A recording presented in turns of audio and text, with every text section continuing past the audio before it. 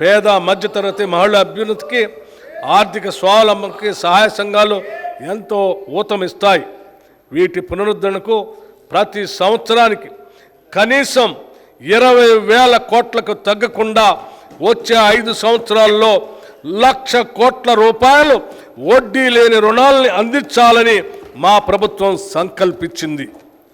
ఈ నిధులు micro small industrial పార్కుల ఏర్పాటుకు సహాయపడి మహిళల పారిశ్రామికవేత్తల స్థాయికు ఎదిగేందుకు అవకాశం కల్పిస్తాయి.